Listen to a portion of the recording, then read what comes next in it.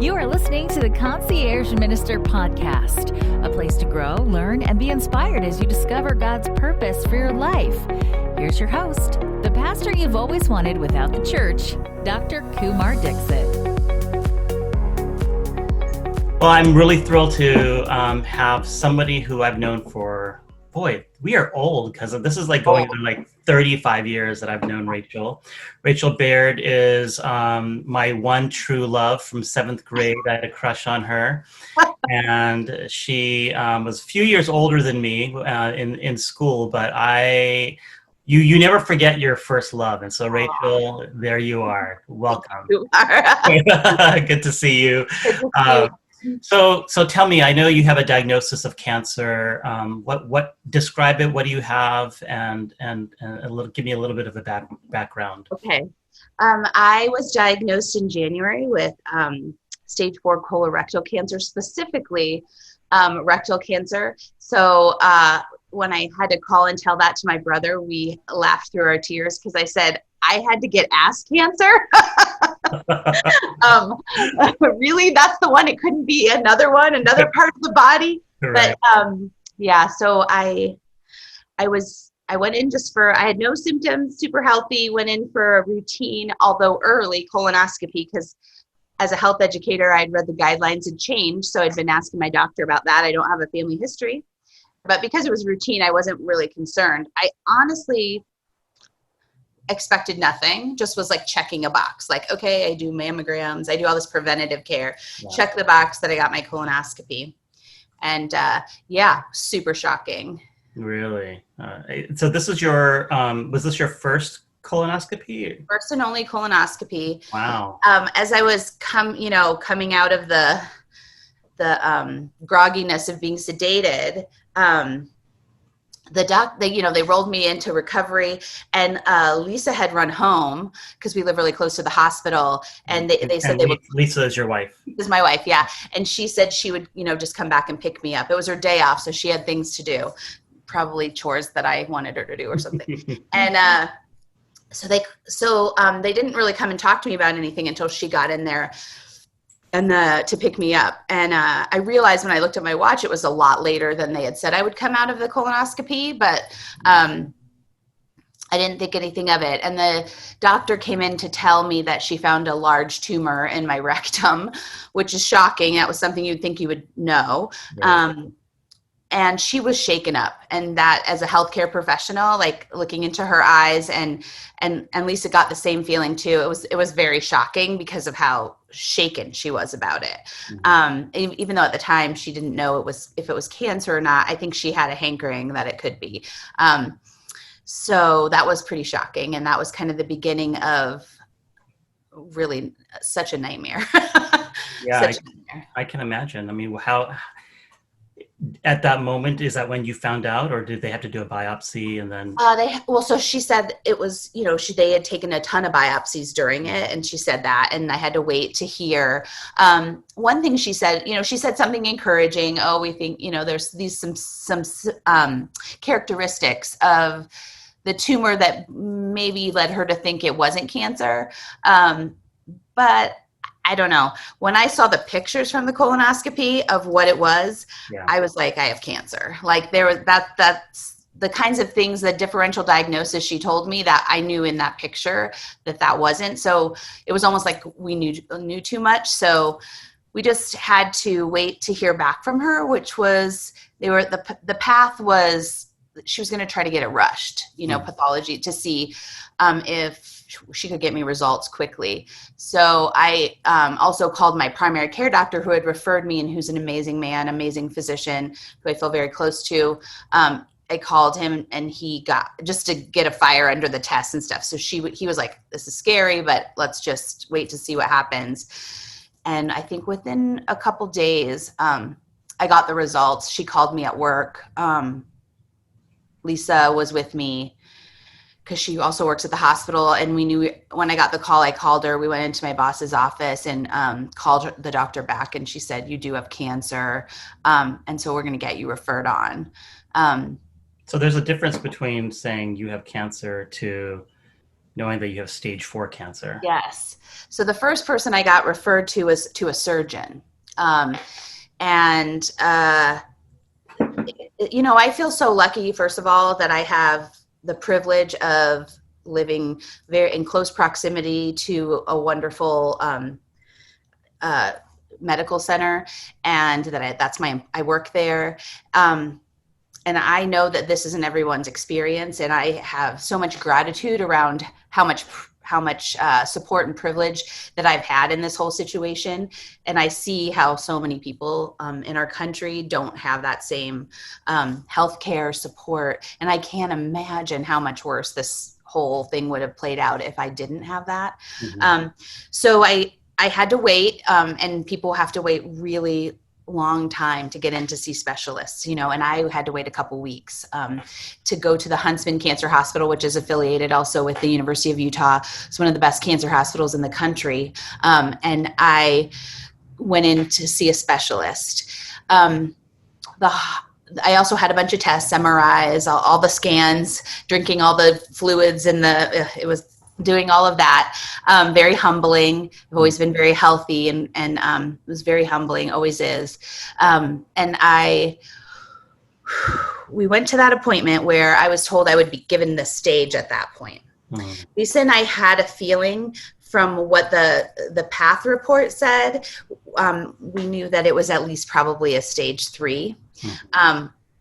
And we were praying that it was a stage 3, like crossing our fingers and toes and hoping it was a stage 3. But, we didn't think it was good news. And I just had this feeling from the time they told me I had cancer that it was other places and it wasn't minor. Mm-hmm. I don't know. I just had this feeling. I don't know what it was. I just knew that it was not good. So I went into that appointment, and what was hard about that appointment was, the doctor it was the end of the day, the doctor had gotten behind and was, dealing with this situation with other patients. I'm sure you don't rush people in these situations. So we sat in that room for over 45 minutes, and it was the longest 45 minutes of my life, waiting for the doctor to come in. I mean, I'll never forget, it was snowing outside. I was looking out the window. I was wringing my hands. We were just like, holding on to each other's hands and squeezing each other's hands. We were just a mess. And he came in and examined me, and took a long time to eventually tell me that the scans had said that he really couldn't do surgery because he needed to send me to somebody else because I had cancer in my liver. Oh, so wow. And he waited till the way he did it too. We were just like holding holding on to every word he said. And he like kind of, said it at the end of all the things. So it just seems like it was forever. But, he teared up and looked right in my eyes, and I felt that compassion that he had. He was very professional, but just seeing the tears in his eyes. And the first thing he asked me was, "How did our insurance pay for your colonoscopy this early?" Wow. Because this is a problem. Like most people, it is pretty shocking. I have other friends who have the same, insurance through the hospital who were told they couldn't have one. Yeah. I don't know why mine went through. But that's what the surgeon wanted to know, because they see so many young people with colon cancer, and they can't get paid for by their insurance. They can't get a colonoscopy earlier than 50. But there is a huge problem with young people having this diagnosis, and nobody looks in your bum exactly. Unless you have a problem. Exactly. Yeah, that's so right. If you don't get the colonoscopy, they're not going to know. You're not going to know. Yeah. So has it metastasized then? Yes. So I have over 14 lesions on my liver. This kind of cancer usually, if it's going to metastasize, goes to your liver and then your lungs. Mm-hmm. The sad thing for me was that there's something they can do with everyone asks, why can't you have a liver transplant, or, why can't they take some of your liver out? If you have it generalized to one side of your liver, one lobe of your liver, they can do take off some of your liver, or you don't ever qualify for an organ transplant with cancer, but they can remove things. But mine is all throughout my liver, and the doctor showed me that. And so after I still was feeling so lost after I talked to the surgeon. I got referred and had to wait. and then met with my oncologist. At that point, my family came in to town. Although I can't remember now. I think my first appointment with her, my family wasn't with me. It was just Lisa and I. But we got referred to her, this amazing oncologist, and I immediately felt like, okay, I've got someone who's going to take care of me and help me. I have seen in my career people in this battle, and in my personal life, my family members battling cancer. And I had always had this opinion that, I'm not going to have the oncologist keep pumping poison into me. This was kind of my attitude, poison into me and ruining my life. If I ever got diagnosed with cancer, I'm just going to. Easy to say before you get cancer. Exactly. I'm going to go lay on the beach somewhere and, be happy. So I was very suspicious and really wanted to know, I wanted to make sure I had the right oncologist. And she said the right thing, that her focus is on my quality of life. And that's really important to her. She was a brilliant doctor, MD, PhD, who's, gotten all these awards. That, I wanted that to be in place also with my doctor, but more than anything, I wanted to have a connection, and I wanted quality of life to be important. And we just immediately clicked. I just felt like I was in the right place. I feel so grateful for that. And yeah, she's been my lifeline through this whole thing. But she was really honest. I asked some hard questions like, I don't want you to assume I'm doing treatment, because they kind of do. Once you get that diagnosis, the ball starts rolling and it feels like you're out of control. It feels like someone else is in control. Like, and you're young, so they expect you to be as aggressive. Oh yeah. So I said, tell me, I don't know if I'm having treatment. Tell me what we've got going. And it was shocking what she said, but she looked right in my eyes and said, I don't have a crystal ball, but without treatment, I don't know how fast this cancer's been growing, because we just found it, but you could only have 6 months to live. That's pretty shocking, going from thinking you're completely healthy. I literally had just had a physical where my doctor went over all these things about how low my heart disease and stroke risk was, and I was doing 2-a-day workouts, and just from that to like, you may have 6 months to live, was completely shocking. And I was already in shock just that I had cancer. And then she said with some chemotherapy treatment, we can maybe buy you 2 to 3 years. Also shocking. So I was like, well, okay, well, let's go forward with treatment, because when I got diagnosed, it was January. By the time I talked to her, it was February. And so 6 months was July. And I was like, oh, no, I need much more time than that. I need at least 4 seasons. So we went forward with chemo. You're listening to the Concierge Minister podcast. Coming up, this amazing thing happens when you get told that, is like instantly, like that, clarity about what is important and what isn't. Like what?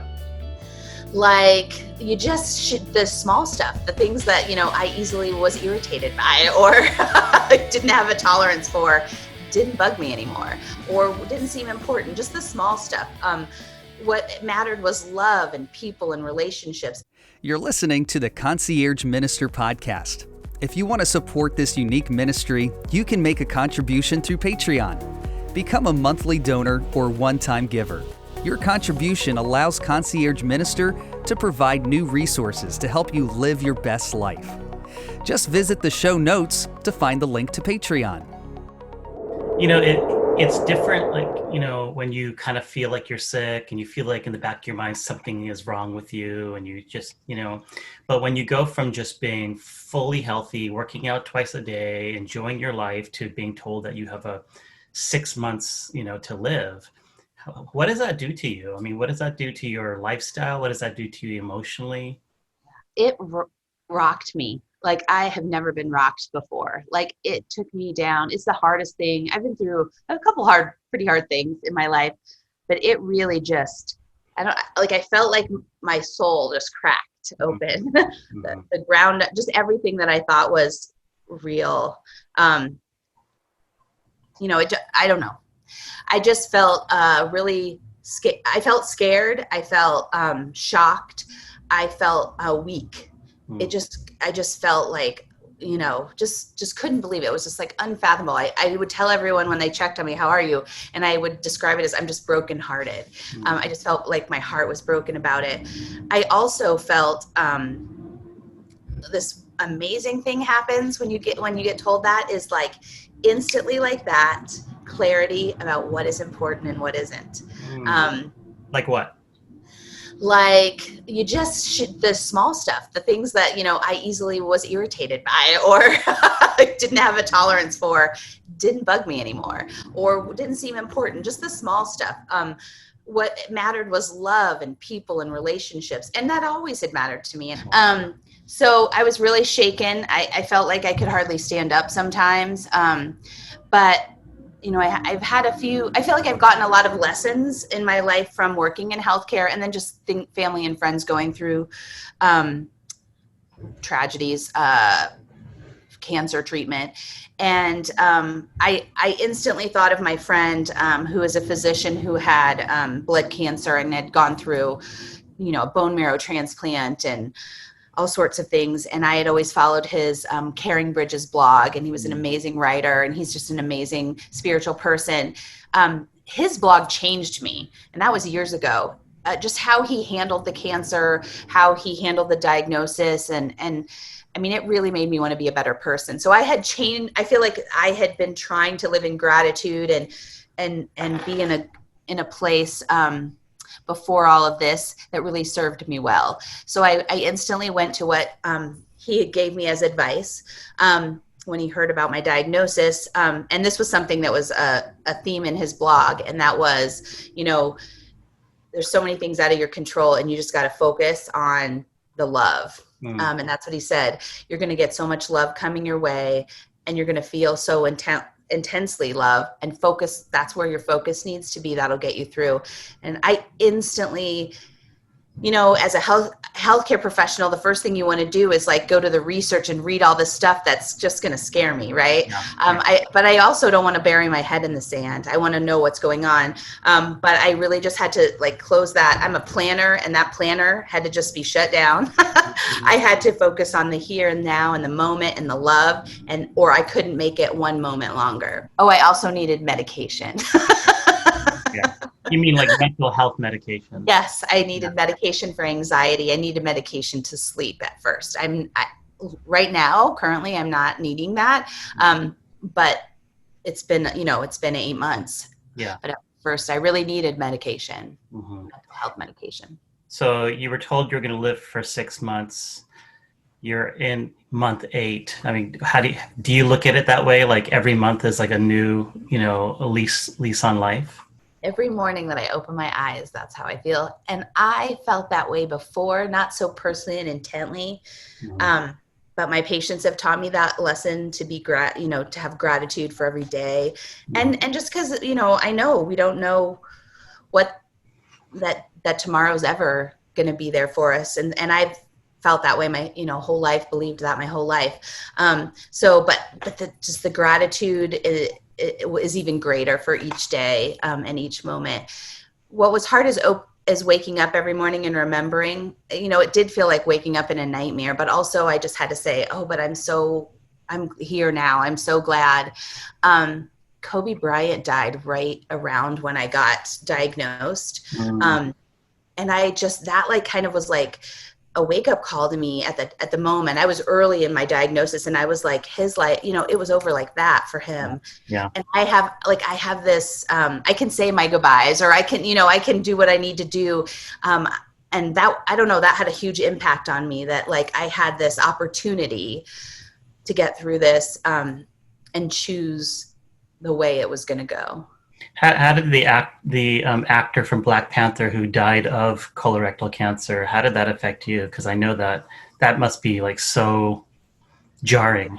It is. It's so interesting that you asked that, because I feel like it's, I'm not like, I am embarrassed to say that I haven't seen Black Panther yet. I fall asleep in movies. I don't like superhero movies, but this movie is really important to me because what it stands for. And so I don't even like to admit that I haven't seen it yet. It's like on my list of things you need to see. Yeah. But so it's so strange that it hit me so hard, right? it did. It was like a punch in the gut. I had been doing really well. My mood had been great. My emotions have been pretty good around everything. And, everyone's giving me all this great feedback about how positive I am and how inspirational that is. And then I don't know it. We heard that and it was like a gut punch. He's this young guy, great guy, who was so, who had everything to live for, all the resources in the world. And if he couldn't fight it, how am I going to be able to fight it? How am I going to be able to get over this? And I'm not. I have a limited amount of time. And that's sort of, I readjusted, you vacillate between hope that you're going to be, have this radical remission, to I want to prepare. And his death made me go back from this radical remission standpoint, hoping for to more focus on, if I only had this much time, how do I want to spend my time? And it sounds weird to think I got a terminal illness and I still wasn't there.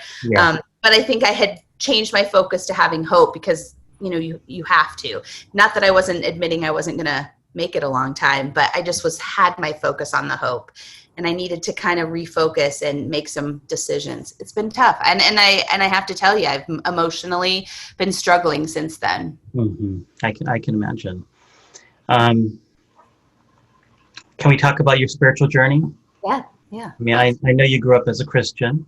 Mm-hmm. Your parents were very active in the church and involved in ministry. Where do you see yourself now?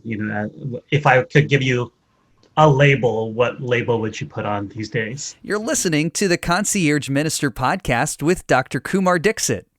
Are you trying to grow in your relationship with God? Do you feel like you aren't getting anywhere at the gym or life coach? By becoming a monthly paid subscriber of the Concierge Minister, you'll receive one-to-one coaching on how to deepen your faith, personalized sessions to learn how to pray, and exclusive access to spiritual counseling sessions. Kumar is a board-certified pastoral counselor and has extensive experience working with people from various walks of life. You can schedule a 30-minute free consultation with Kumar by sending an email to conciergeminister@gmail.com or by visiting conciergeminister.com. Can we talk about your spiritual journey? Yeah. I mean, I know you grew up as a Christian. Mm-hmm. Your parents were very active in the church and involved in ministry. Where do you see yourself now? If I could give you a label, what label would you put on these days? Well, I don't want to break my parents' heart, but I would say what I'd been identifying as to myself for a while has kind of been agnostic. And from what I understand, that means I just feel like I don't know what exactly the truth is and if there is a God. And that sounds, it's hard to say that coming from the background that I did. That when I stopped being Adventist, and I kind of just wanted a clean slate. It wasn't like I wanted to hop to another church or another religion. I just wanted to be kind of on my own and explore things because, part of my final, the last bit of leaving any sort of organized religion also coincided with me coming out as a lesbian. And that situation, me coming out, really just rocked the foundation of my whole world. It made me question everything I believed in. And so that sort of process happened, almost 20 years ago. And I had dabbled in other religion. I went to the Unitarian church, and I have a friend that wasn't Mormon anymore, and he and I would joke around that when we were at the Unitarian church that it was just like church without Jesus. We're like, it just felt weird. I don't know. It's an amazing church too, but organized religion was like a trigger for me. I just couldn't be a part of it, and so I just wanted to just be with myself and learn things. I wasn't voraciously reading other religious views, but I just let myself be open to a lot of things. I still wanted to be a good person. I still wanted to, be a spiritual person, and I pursued those things. And a lot of my, I want to be a good person because it's the right thing to do. I want to love other people because it's the right thing to do. And that kind of is what changed, not because it's what Jesus wanted me to do, but just because it's the right thing to do. And so that's where I sort of lived. And my church is nature and the outdoors, which comes from my Adventist upbringing because, I don't know, when I was a kid, we always said nature is God's second book. And right. Yeah. Right. So, and, Sabbath afternoon nature walks. But that really is where I feel I feel there's something. Is it a God? I don't know. I'm kind of open to it all. Like I look at all these world religions and different people, what they believe. And I think it's probably, we're all in the same boat here. And if there is a God, he's a God to all of us, or she's a God to all of us, or whatever pronouns we want to use. But I sort of so I find inspiration in all of it, the beauty of Judaism and the things that I just hear from my friends who are Jewish bring me comfort. My Muslim friends, and I had a chance to work with some amazing therapists and patients in Morocco, and really kind of I don't know, just it was so amazing to be around people who of the Muslim faith for so long, and how accepting and loving they were to me. And I didn't I didn't think I had any sort of prejudices or judgments about them. But I was changed by being around them. So I did have some internal things, especially being a gay person. But I just feel like I've been able to draw from a lot of places that have fitted me. So the childhood God that you grew up with, that was very closed, and there's a certain God that we had as a kid. Do you still pray to that God? Like, are you able to when you're thinking about God, or you're worrying, or you're praying, do you still pray to that God, or how do you address that God? That God was always kind of like the church's God and school's God. It never was really my God. Even then, I was always kind of, more liberal than everyone else, wearing my earrings, getting in trouble. My family was a little more liberal about religious things, but very, very, very, Christian, and my parents still are very, very religious and spiritual. But that never spoke to me. So for me, I always felt other all the time, my whole life, not about my sexuality, but, and how I identify, not that, but just, I never felt like I belonged in the Adventist church, or that was really a part of who I was. It just didn't sit right with me ever. I tried so hard to be good and faithful and do all the right things. It just never really felt right to me, but I did have a relationship with God, and I always felt that was very spiritual. And I didn't want to leave the church for a long time because I really believed in changing from within. And so that kept me there for a long time. So I always kind of felt like there was a different God that I had a relationship with than it was of my child, or that was like the church or the religious person. I talk to somebody. I don't know who I'm talking to, but I talk to somebody. But I also don't think it always has to be words, right? I think a beautiful hike in nature where I am just having a lot of gratitude, I feel like that gratitude is sort of a prayer, So it is in that way, I think, different. I think my mind is expanded to like other things other than just dear Jesus. So I feel like, and I say this kind of half jokingly, but I feel like kind of the nice thing about being a Christian is at least you can be angry at God for your cancer. No. Like who are you angry at? Like, who do you blame? Who do you, where do you draw comfort from, even on the other side of the spectrum? I haven't hit, the stages of grief. I haven't gotten through anger yet, or gotten to anger yet. I have, I never have blamed God when people, in my family were sick and everyone's praying for them to have a recovery, or, my uncle just passed away, or recovery from cancer. I don't think God, I don't know. I have never thought that it was God's fault or he gives us these things. I think that, I want to know why I have cancer, but I think it's something to do with the environment. There's something going on. I don't know what it is, but there's a lot of young people my age and younger getting this cancer. And I don't think if there is a God that he caused that. I just don't believe in that sort of a God. And so I'm not mad at God. I think this happened because of, there was probably some genetic thing that got turned on by some environmental thing, and I have cancer. If I had chosen to have children, would they have found it earlier? I don't have kids. Like, would they have found it earlier and I could have been treated?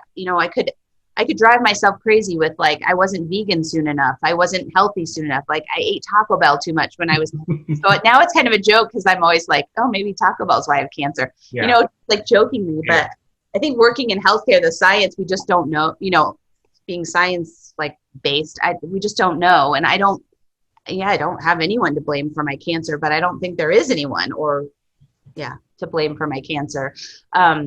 If I smoked a whole bunch and I had lung cancer, I could blame myself, right? But right. So just to wrap up the idea of spirituality, there's I interviewed Ryan Bell recently, who is I listened. Did you?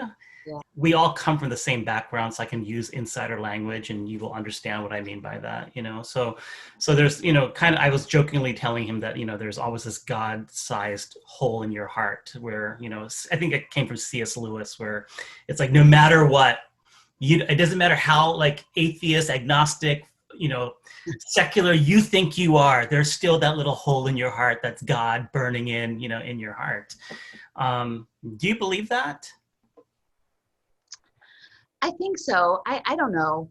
I mean, like, I feel like I don't have all the answers, and I feel like I was, on this journey, to finding, new meaning. I was open to anything. And then all of a sudden now I'm like, well, I need some answers. I can't, I can't just like wait for them. I need some now.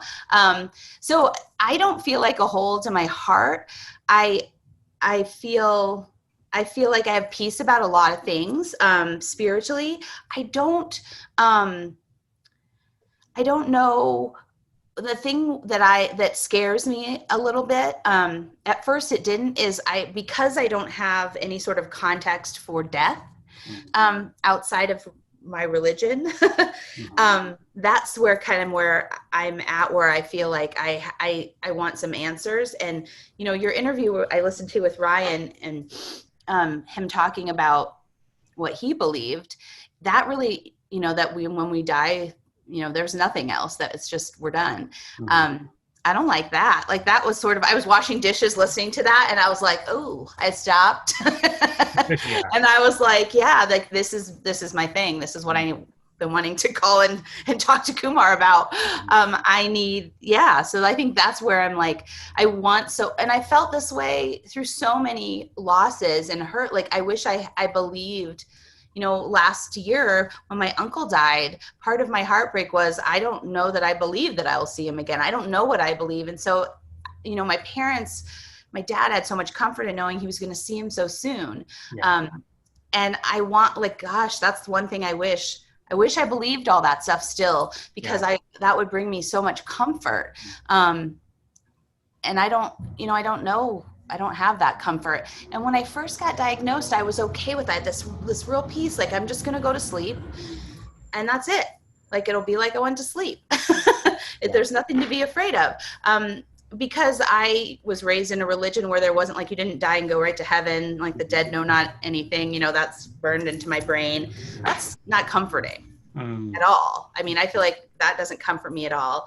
And then if I go up to another place or whatever, that's weird to me. It just sounds weird to me because I was, for 35 years of my life, I believed something different. Right. So, reincarnation doesn't bring me any sort of peace. So that afterlife thing, that is something that I'm grappling with, and that I'm just started to be brave enough and strong enough to feel like I want to explore that a little bit.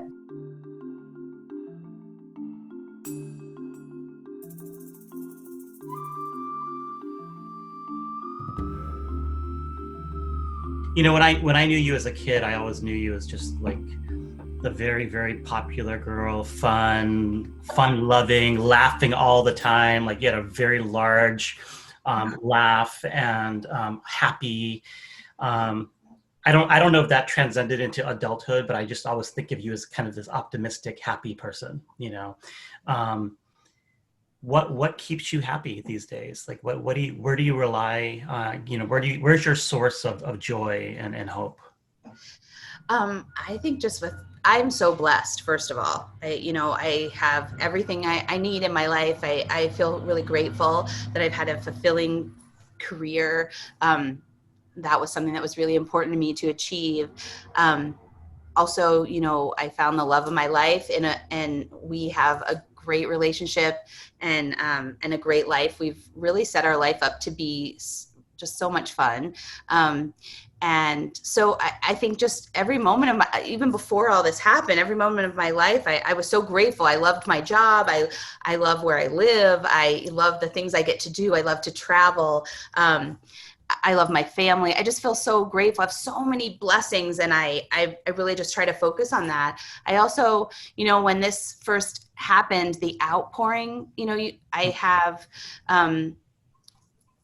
I struggle with self-esteem and, feeling good enough and all this stuff.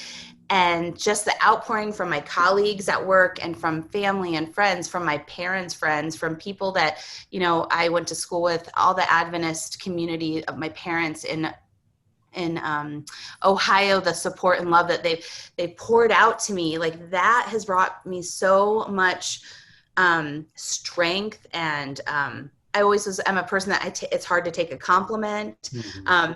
And just but I try to take my friends' advice and just soak it all in and accept it all and not, push it away. And it's just lifted me up and carried me when I didn't think I could. I feel joy. And this is kind of how I lived my life. And I feel so grateful that I had already been practicing this, but just gratitude for every little thing, like every sunset, every sunrise. Those are my favorite times of the day. I make sure I get my eyes on them every day. They bring me joy. My dogs, just everything that I can be grateful for and thankful for. And, it hasn't been easy the last 8 months. There's a lot of things to focus on that are terrible. But I really, I kind of just have to balance taking some of that in. I would say for the first 5 months or so, I had to I'm a politically active person. I'm very involved in those sorts of issues. And I just had to shut it all down because it was too much for me to take. But I'm back to, now I need to shut it all down again because I'm consuming it way too much and it's not good for my health. But I also think when I want to kind of spiral down into negativity, that is not good for my cancer. That is not good for me. And I have this, I know that my time is not long on this earth, and I don't want to spend that time feeling sad. I don't want to spend that time feeling bad in about anything. I want to have joy and gratitude and love, and that's where I want to live, and I want to thrive in that. And so if I get distracted, I just have to refocus myself and say, I don't want that. I don't want to be too sad. Right. I'll have a worry break or a sad break, but I can't wallow there too long because that's not what I want to do. I think one of the keys that you've said numerous times during this conversation is that this isn't cancer didn't create a new Rachel. Like you already had those patterns already in practice. Yes. So gratitude and love and nature and thinking positively. I mean, that all of that stuff already healthy, living and exercise and, diet. So it wasn't like you all of a sudden were like, I have cancer, now I have to do like a 180 and become a new person. Right. You have been able to continue to make that an extension of your life. Yes. And I feel so grateful that I had gotten myself to that point. I think if I had gotten this diagnosis 10 years ago, I wouldn't be handling it as well because I hadn't grown. What they say, I turned 50, I can't believe this. I turned 50 in a few months. Everyone tells, you hear, 50, so it makes you so happy. Everything's so great when you're 50, you feel so wise and powerful.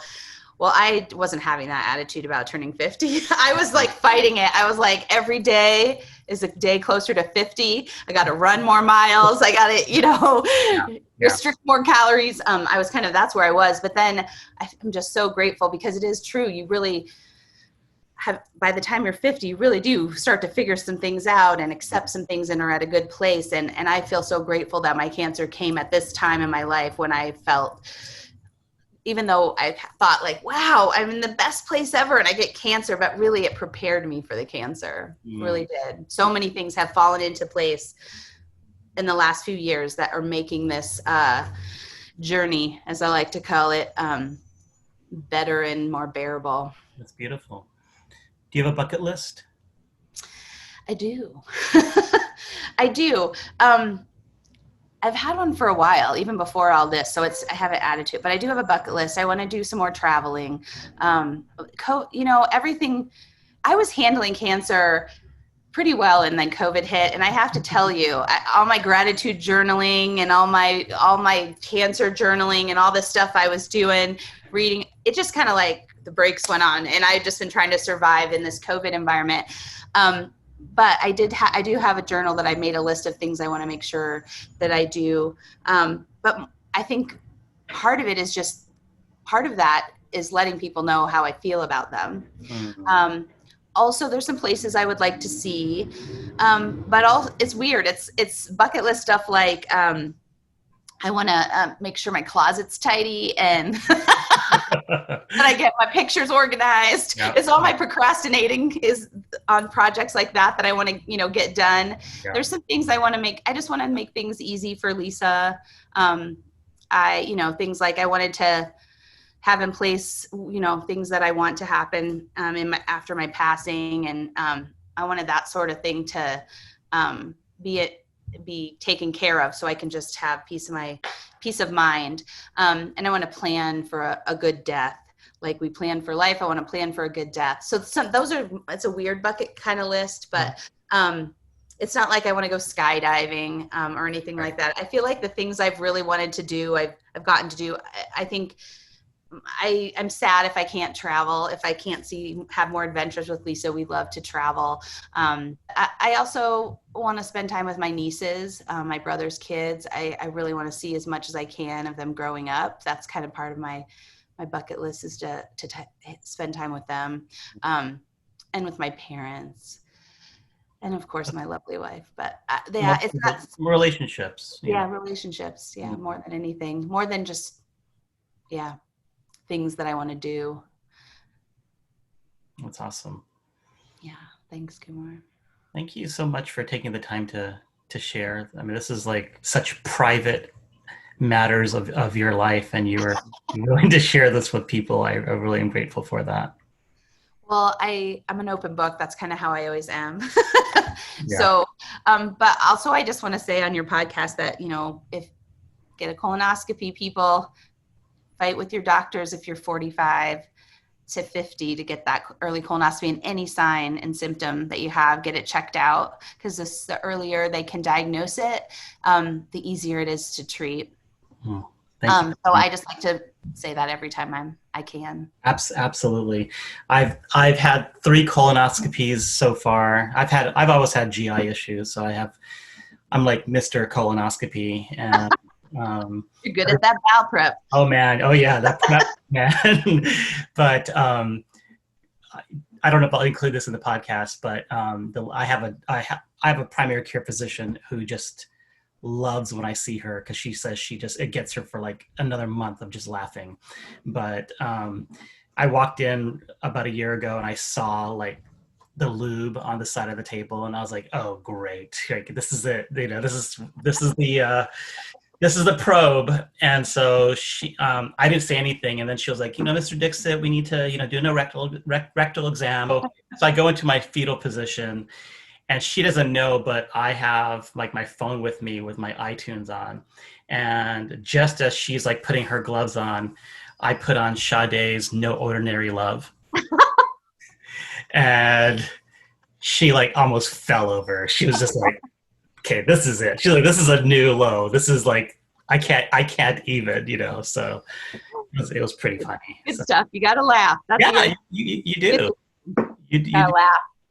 Anyways, thank you, Rachel. You're welcome, Kumar. Thanks for listening to the Concierge Minister podcast. If you want to learn more about growing in your faith or looking for an online faith community for support while you're on your journey, please visit conciergeminister.com or send us an email at conciergeminister@gmail.com. Don't forget to click the subscribe button and give us a 5-star rating. If you find this podcast helpful, please tell your friends about us. Thanks again for listening. Until next time, go and live your best life.